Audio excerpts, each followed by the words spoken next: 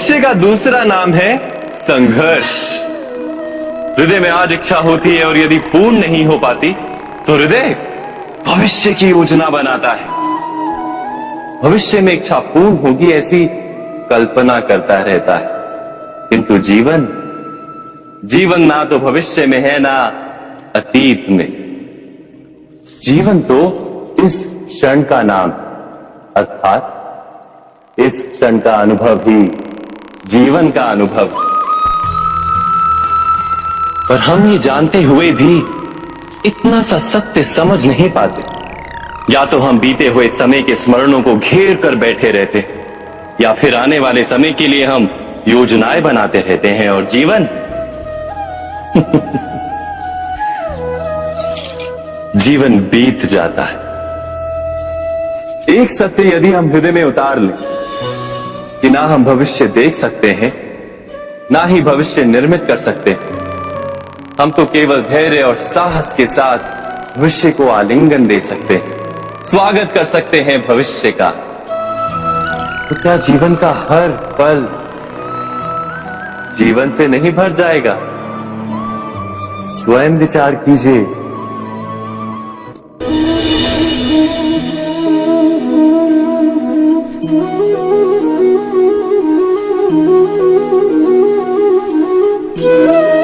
ज्ञान प्राप्ति सदा ही समर्पण से होती है, यह हम सब जानते हैं। किंतु समर्पण का वास्तविक महत्व क्या है? क्या हमने कभी विचार किया? मनुष्य का मन सदा ही ज्ञान प्राप्ति में विभिन्न बाधाओं को उत्पन्न करता है। कभी किसी अन्य विद्यार्थी से ईर्ष्या हो जाती है, कभी पढ़ाए हुए पाठों पर संदेह जन्मता है, और कभी गुरु द्वारा दिया गया दंड मन को अहंकार से भर देता है। नहीं, क्या ऐसा नहीं होता? न जाने कैसे कैसे विचार मन को भटकाते हैं, और मन की इसी अयोग्य स्थिति के कारण हम ज्ञान प्राप्त नहीं कर पाते। मन की योग्य स्थिति केवल समर्पण से निर्मित होती है। समर्पण मनुष्य के अहंकार का नाश करता है, ईर्ष्या, महत्वाकांक्षा आदि भावनाओं को दूर कर हृदय को शांत करता है और मन को एकाग्र करता है। वास्तव में ईश्वर की सृष्टि में ना ज्ञान की मर्यादा है, ना ज्ञानियों की। गुरु दत्तात्रेय ने तो गाय और श्वान से भी ज्ञान प्राप्त कर लिया था। अर्थात विषय ब्रह्म ज्ञान का हो या जीवन के ज्ञान का या गुरुकुल में प्राप्त होने वाले ज्ञान का, उसकी प्राप्ति के लिए गुरु से अधिक महत्व है उस गुरु के प्रति हमारा समर्पण। क्या ये सत्य नहीं?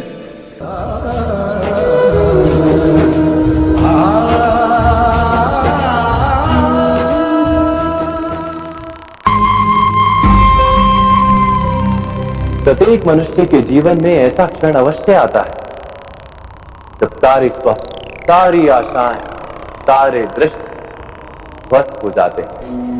जीवन के सारे आयोजन ही बिखर जाते हैं। एक और धर्म होता है और दूसरी ओर सुख। इसी को धर्म संकट कहते हैं। जब धर्म का वहन ही संकट हो और धर्म का त्याग ही सुख हो। विचार कीजिए, कभी किसी स्वजन के विरुद्ध सत्य बोलने का अवसर प्राप्त हो जाता है, कभी ठीक दरिद्रता के समय सरलता से चोरी करने का मार्ग प्राप्त हो जाता है, कभी किसी शक्तिशाली राजनेता या राजा के कर्मचारी का अधर्म प्रकट हो जाता है। सबके जीवन में ऐसी घटना बनती ही रहती है।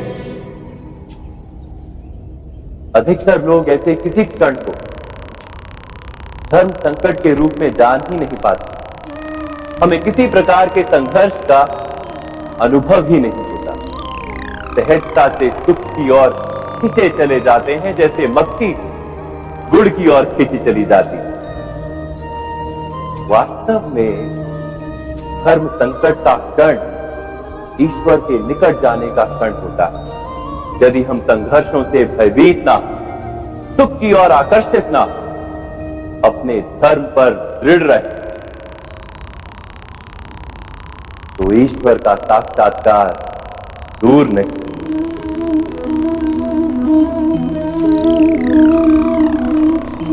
पवन से युद्ध करने वाला पत्ता यदि पेड़ से गिरता है तो भी आकाश की ओर उठता है।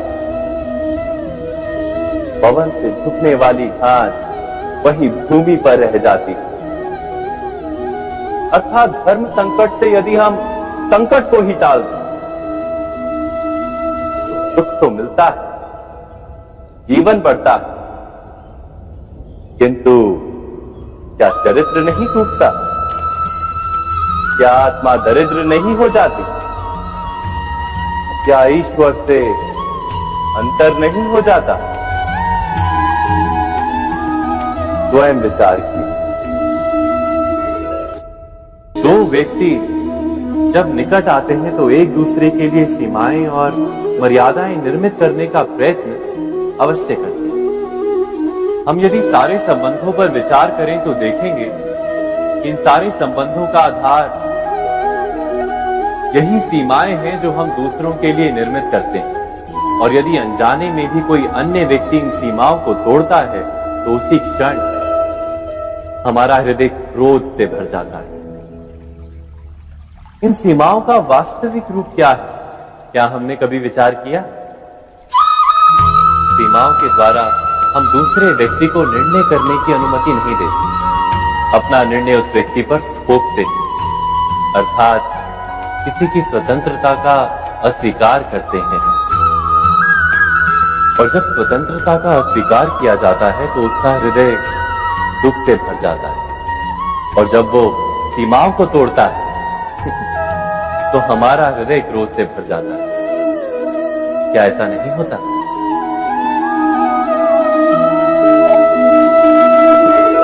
पर यदि एक दूसरे की स्वतंत्रता का सम्मान किया जाए तो किसी मर्यादाओं या सीमाओं की आवश्यकता ही नहीं होती। अर्थात जिस प्रकार स्वीकार किसी संबंध का देह है, क्या वैसे ही स्वतंत्रता किसी संबंध की आत्मा नहीं? स्वयं विचार कीजिए।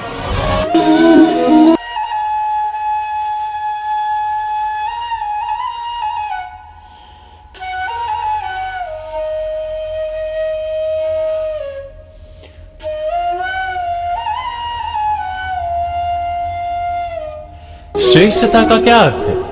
श्रेष्ठता का अर्थ है दूसरों से अधिक ज्ञान प्राप्त करना।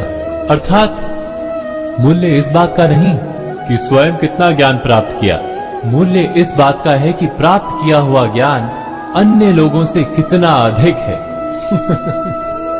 अर्थात श्रेष्ठता की इच्छा ज्ञान प्राप्ति को भी एक स्पर्धा बना देती है। और स्पर्धा में विजय अंतिम कब होती है?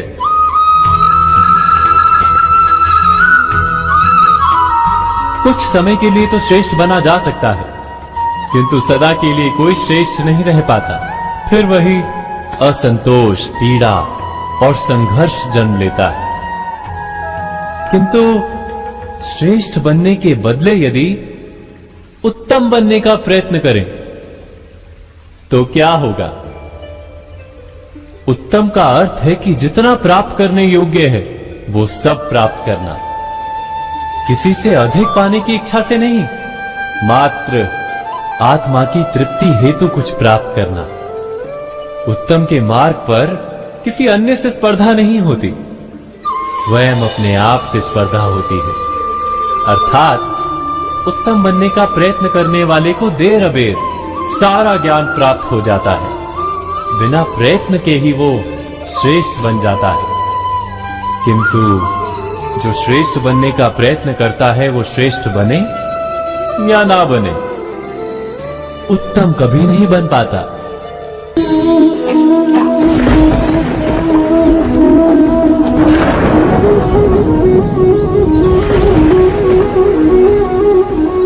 सपनों और पूर्वाभासों के आधार पर हम भविष्य के सुख दुख की कल्पना करते हैं।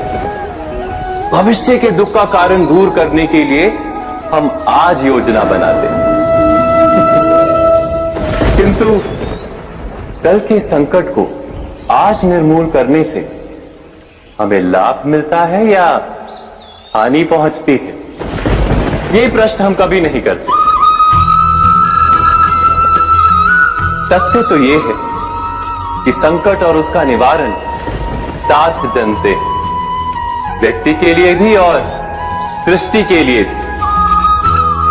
नहीं, आप अपने भूतकाल का स्मरण कीजिए, इतिहास को देखिए, आप तुरंत ही ये जान पाएंगे कि जब जब संकट आता है तब तब उसका निवारण करने वाली शक्ति भी जन्म लेती है।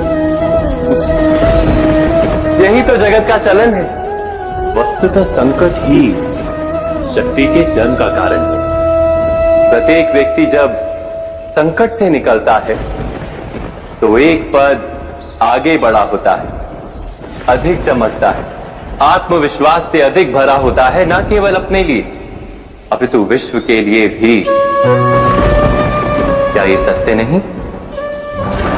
वास्तव में संकट का जन्म है एक अवसर का जन्म, अपने आप को बदलने का, अपने विचारों को ऊंचाई पर करने का अवसर, अपनी आत्मा को बलवान और ज्ञान मंडित बनाने का अवसर। जो ये कर पाता है उसे कोई संकट नहीं होता, किंतु जो ये नहीं कर पाता वो तो स्वयं एक संकट है विश्व के लिए। विचार कीजिए।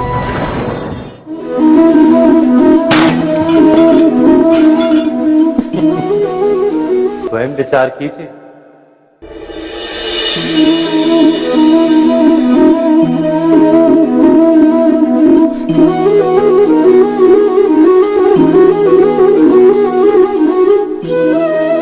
जीवन का हर क्षण निर्णय का क्षण होता है। प्रत्येक पद पर दूसरे पद के विषय में कोई निर्णय करना ही पड़ता है और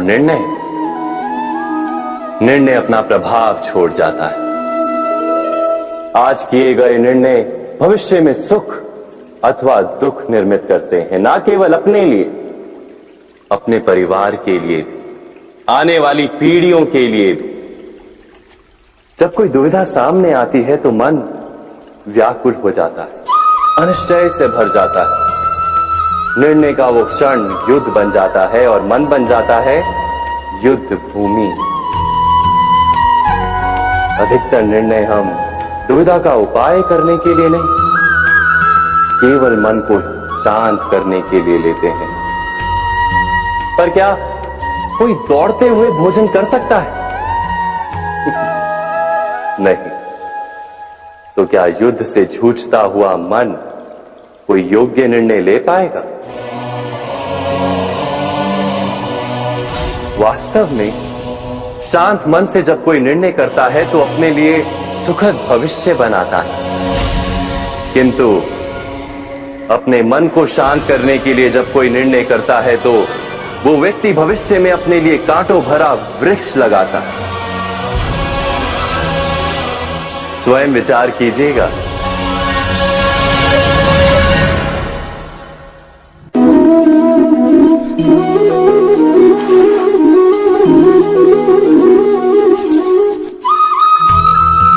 जीवन में आने वाले संघर्षों के लिए जब मनुष्य स्वयं को योग्य नहीं मानता, जब उसे अपने ही बल पर विश्वास नहीं रहता, तब वो सद्गुणों को त्याग कर दुर्गुणों को अपनाता है। वस्तुतः मनुष्य के जीवन में दुर्जनता जन्म ही तब लेती है जब उसके अंतर में आत्मविश्वास नहीं होता। आत्मविश्वास ही अच्छाई को धारण करता है। ये आत्मविश्वास है क्या?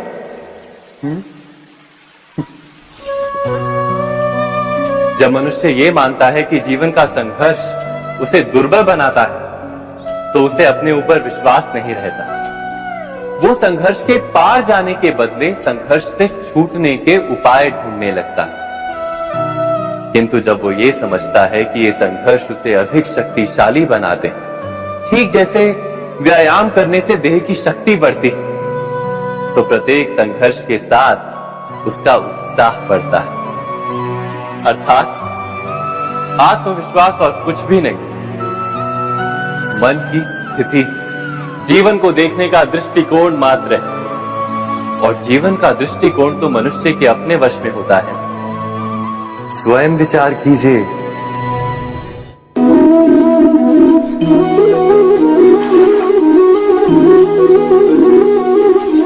पिता सदा ही अपने संतान के सुख की कामना करते, उनके भविष्य की चिंता करते रहते।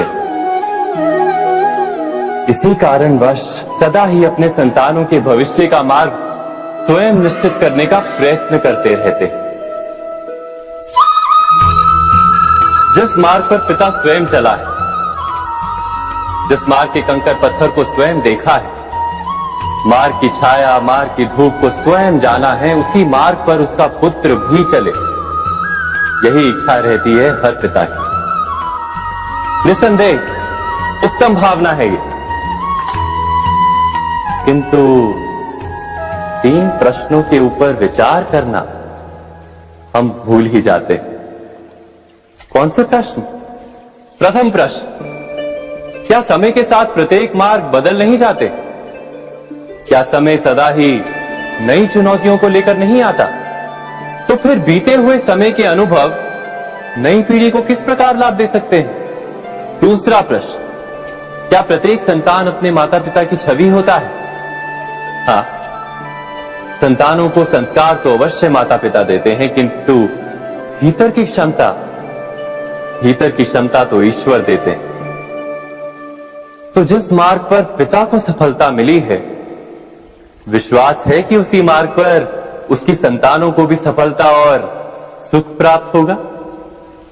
तीसरा प्रश्न, क्या जीवन के संघर्ष और चुनौतियां लाभकारी नहीं होती? क्या प्रत्येक नया प्रश्न एक नए उत्तर का द्वार नहीं खोलता? तो फिर संतानों को नए नए प्रश्नों, संघर्षों और चुनौतियों से दूर रखना, ये उनके लिए लाभ करना कहलाएगा या हानि पहुंचाना? अर्थात जिस प्रकार संतान के भविष्य का निर्माण करने के बदले उसके चरित्र का निर्माण करना श्रेष्ठ है, वैसे संतानों के जीवन का मार्ग निश्चित करने के बदले उन्हें नए संघर्षों के साथ जूझने के लिए मनोबल व ज्ञान देना अधिक लाभदायक नहीं होगा? स्वयं विचार कीजिए। मनुष्य की सबसे बड़ी दुर्बलता क्या होती है? सोचिए। धन, प्रेम, अहंकार। मनुष्य की सबसे बड़ी दुर्बलता होती है उसके रहस्य। चाहे आप कितने भी शक्तिशाली क्यों ना हो, कितने भी प्रबल क्यों ना हो, परंतु उसके रहस्य उसके नाश की चाबी होती है। इसलिए यदि प्रबल रहना है, शक्तिशाली रहना है, समर्थ रहना है, तो अपने रहस्य को किसी को भी ना बताएं, ना मित्र को और ना ही शत्रु को, क्योंकि समय पड़ने पर कब कौन शत्रु हो जाए ऐसा कहना संभव नहीं। विभीषण को रावण के अमृत कुंड का ज्ञात था, इसीलिए प्रभु श्री राम रावण का वध करने में सफल हो सके। इसलिए उचित यही है कि आप अपने रहस्य को स्वयं तक ही सीमित रखें। मनुष्य जीवन की परीक्षा में सफल होने के लिए क्या नहीं करता? वो परिश्रम करता है, दौड़ भाग करता है, और ये सब करने के पश्चात भी जब उसका काम नहीं बनता तो वो नकल करता है ना? तनिक लौटिए अपने बचपन में, स्मरण कीजिए अपने बचपन की स्मृतियों का। क्या स्मरण हुआ? विद्यालय में जब आप परीक्षा देने जाते थे तो क्या होता था?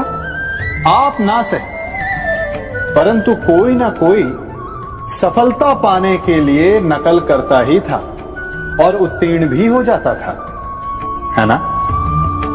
परंतु जीवन की परीक्षा ऐसी नहीं होती। नकल करने वाला सफल नहीं होता।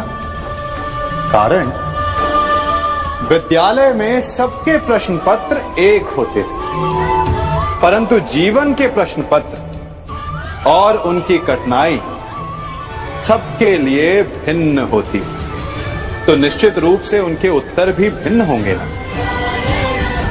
इसलिए यदि आपको जीवन में सफलता पानी है तो नकल ना कीजिए। स्वयं के प्रश्नों का उत्तर स्वयं ढूंढिए और सफलता आपकी ही होगी। मनुष्य का जीवन हार और जीत, विजय और पराजय, सफलता और असफलता के मध्य झूलता रहता है। आपके साथ भी ऐसा होता होगा, है ना? जब आप सफल होते हैं, किसी चुनौती पर विजय पाते हैं, तो मन प्रसन्नता से आनंद के उपवन में झूमने लगता है। और जब आप असफल होते हैं, तब मन दुख और पीड़ा के सागर में डूबने लगता है। परंतु वास्तव में सफलता और असफलता है क्या? तनिक ध्यान से सोचिए। ये केवल हमारी मनोस्थिति मात्र है। हमारी पराजय तब नहीं होती जब हमारा शत्रु विजय प्राप्त कर ले।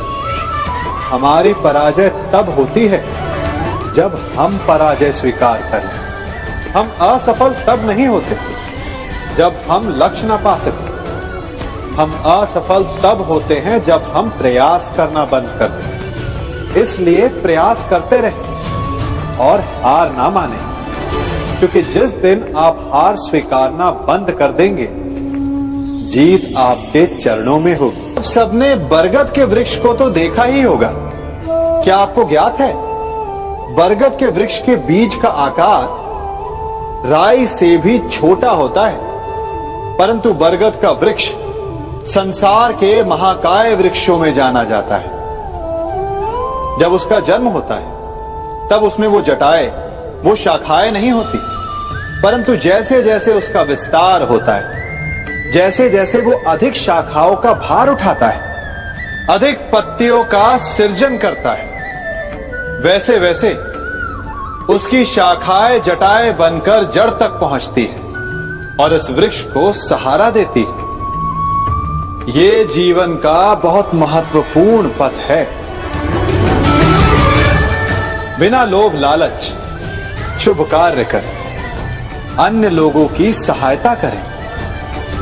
धीरे धीरे आपने जिनकी सहायता की, वो आपके सहायक बनते जाएं, आपकी जड़ों को और बलशाली बनाएंगे, आयु, मान और आकार बढ़ाएंगे।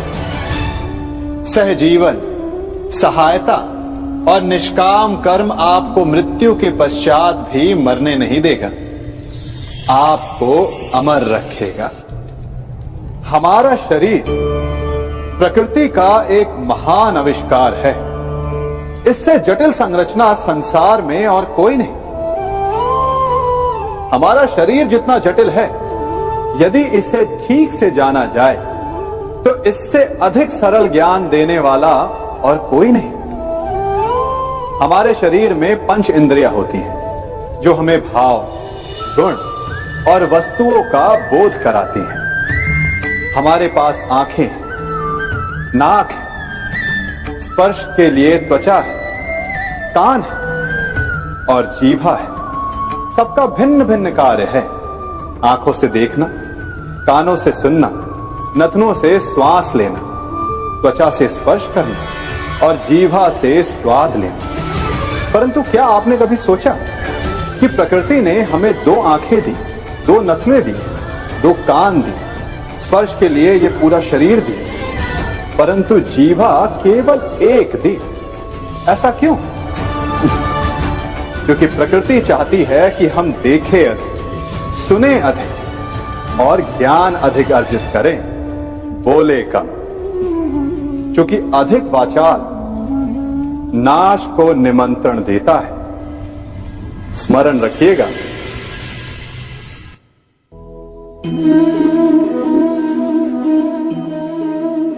ये सदा यही कहते आए कि यदि आगे बढ़ना है तो अपनों का साथ दो। सत्य कहते हैं, अपनों का साथ देना ही चाहिए, परंतु साथ देने से पूर्व ये अवश्य पहचान लेना चाहिए कि अपने हैं कौन। क्या अपने वही होते हैं जिनके साथ हमारा रक्त संबंध होता है, या अपने मित्र?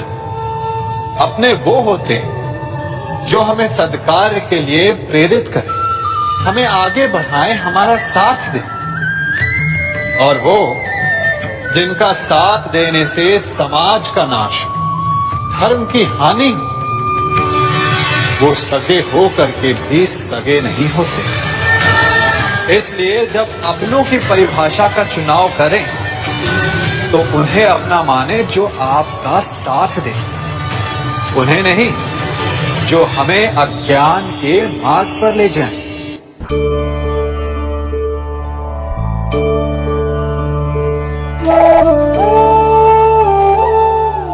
आप जिनसे प्रेम करते हैं, सदा उनके समीप रहना चाहते हैं, नहीं चाहते कि कभी अपनों से दूर होना पड़े, बिछड़ना पड़े।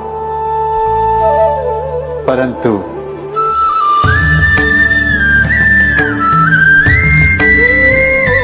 एक समय के पश्चात अपनों से दूर हो जाना उन्नति के लिए आवश्यक है। आप माता पिता हैं। यदि आप अपनी संतान के जीवन के हर पग पर उनका मार्गदर्शन करते रहेंगे तो आपकी संतान स्वयं मार्ग चुनना कैसे सीखेगी? मार्ग के कांटों से स्वयं को बचाना कैसे सीखेगी? इसीलिए एक समय के पश्चात अपनों से बनाई गई दूरी सदा लाभदायक रहती है। आज मैं आप सबको एक कथा सुनाता हूं। एक दिन प्रातः एक व्यापारी अपने घर से निकला। घर से निकलते ही एक बिल्ली ने उस व्यापारी का मार्ग काट दिया। व्यापारी घबरा गया। वो फिर से घर लौट गया और शुभ घड़ी की प्रतीक्षा करने लगा। और जब वो पुनः अपने घर से निकला तब वो वाहन जा चुका था जिससे राजा तक पहुंचकर उसे भेंट देनी थी। राजा को भेंट नहीं मिली। राजा क्रोधित हो गए। राजा ने उस व्यापारी का व्यापार बंद करवा दिया। इस कारण व्यापारी क्रोधित होकर घर पर अपनी पत्नी से लड़ बैठा। पत्नी अपने बच्चों समेत मैके वापस चली गई और उस व्यापारी के जीवन में यदि कुछ रह गया था तो केवल अंधकार। और इन सब का कारण वो उस बिल्ली को मानता रहा जिसने उसका मार्ग काटा था। ऐसा ही एक दूसरा व्यापारी राजा को भेंट देने निकला और उस व्यापारी का मार्ग भी एक बिल्ली ने काट दिया। वो व्यापारी तनिक घबराया, परंतु उसने आगे बढ़ना अधिक उचित समझा। राजा तक वो समय पर पहुंचा। उसने राजा को भेंट दी। राजा प्रसन्न हुए और राजा ने व्यापारी को अपना व्यापार बढ़ाने की अनुमति दी, स्वर्ण आभूषण दी। जब व्यापारी घर पर पहुंचा तो पत्नी को आभूषण और अपने बच्चों को देने के लिए वस्त्र थे उसके पास। हर ओर प्रसन्नता थी। समझ रहे हैं ना?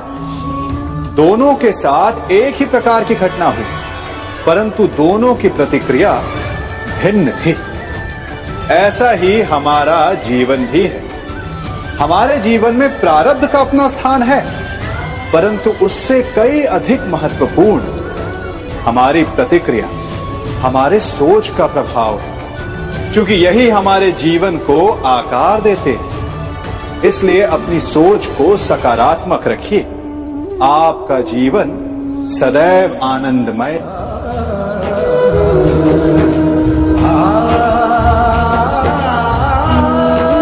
हम सभी अपने जीवन में कोई ना कोई कार्य करते हैं।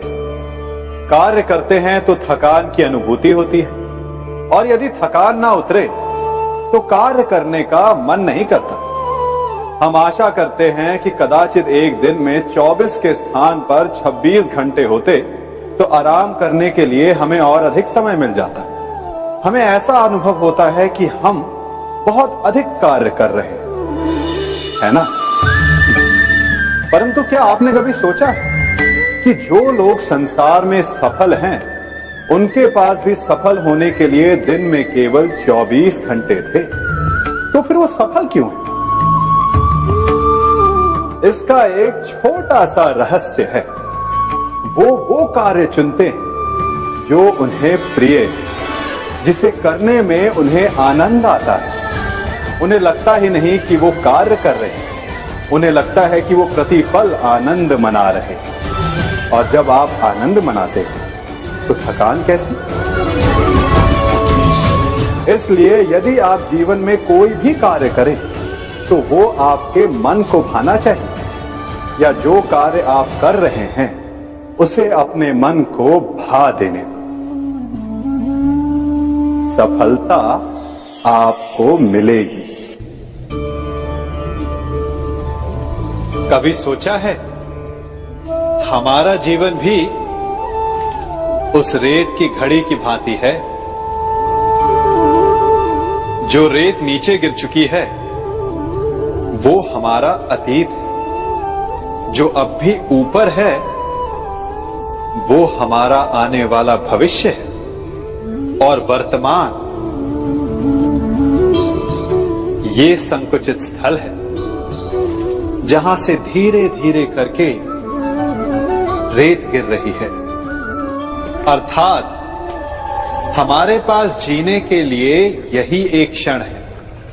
उसका उपयोग कैसे करना है ये हम पर निर्भर करता है। जो बीत गया उसका दुख मनाना है, या जो भविष्य में होने वाला है उसकी प्रतीक्षा में क्रोध करना है। सब कुछ करने के लिए यही एक क्षण है।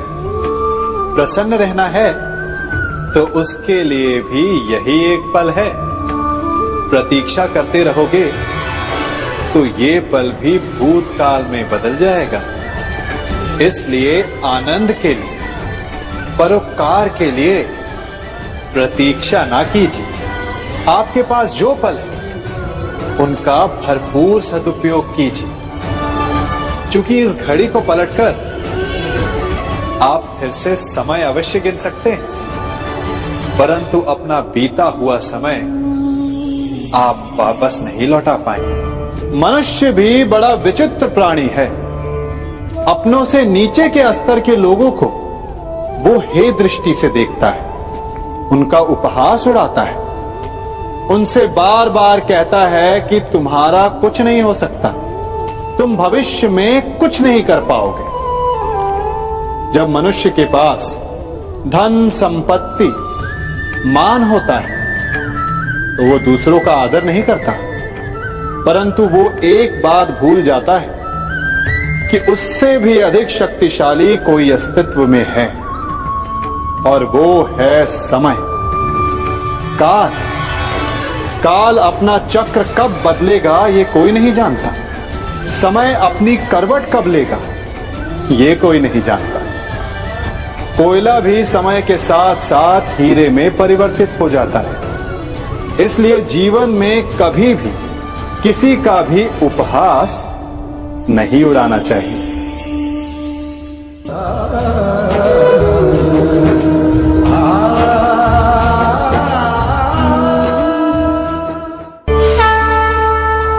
गर्व,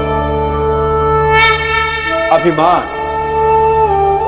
और अहंकार, ये तीनों सुनने में एक जैसे लगते हैं, परंतु तीनों का अर्थ भिन्न होता है और परिणाम भी। तीनों का आरंभ प्रेम से होता है। स्वयं से प्रेम, परिश्रम हमारे मन में गर्व को जन्म देता है, और सफलता अभिमान जगाती है। यहां तक ठीक है, परंतु जब ये भावना अहंकार बन जाती है तब वो समस्या बन जाती है, क्योंकि सबसे बुरा अंत अहंकारी का ही होता है। परंतु मनुष्य के लिए पहेली यही है कि पहचाना कैसे जाए कि अहंकार जग गया है और उसका दमन आवश्यक है। इसका उत्तर मैं नहीं, आपका मन देगा। जब तक आप स्वयं से प्रसन्न हैं, जब तक आप सबसे ऊंचा उठने का प्रयास कर रहे हैं, तब तक ठीक है। परंतु जब आपके मन में दूसरों को नीचा समझने का भाव आ जाए, तो सावधान हो जाइए, क्योंकि यही अहंकार है जो वास्तव में आपको हीन कर रहा है।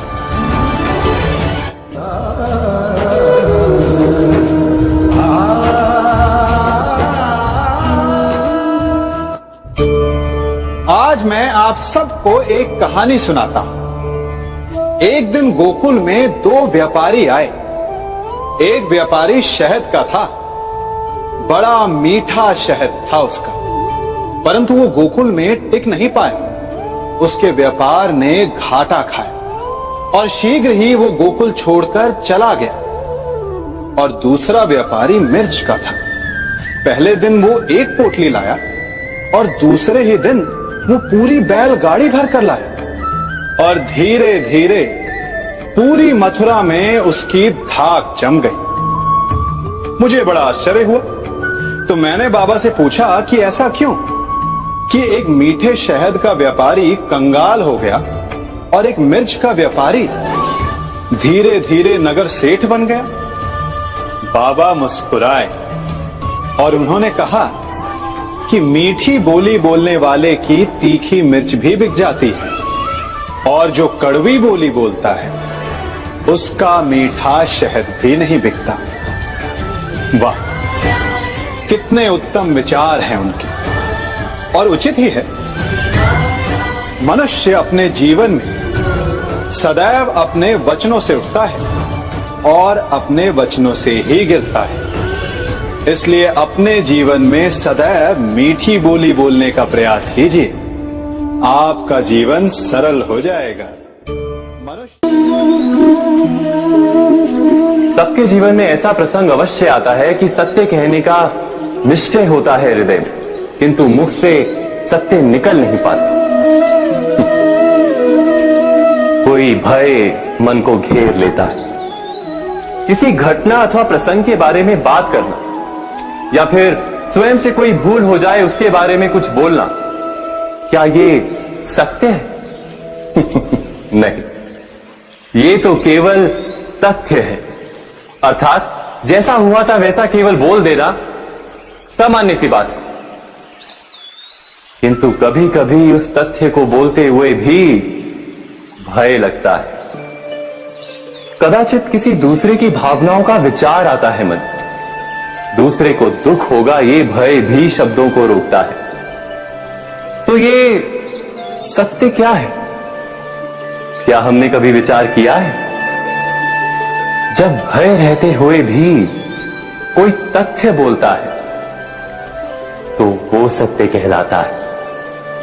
वास्तव में सत्य कुछ और नहीं, केवल निर्भयता का दूसरा नाम।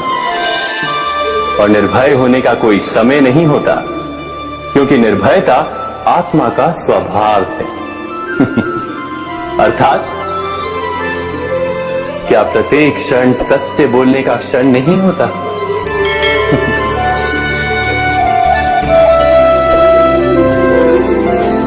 स्वयं विचार कीजिए।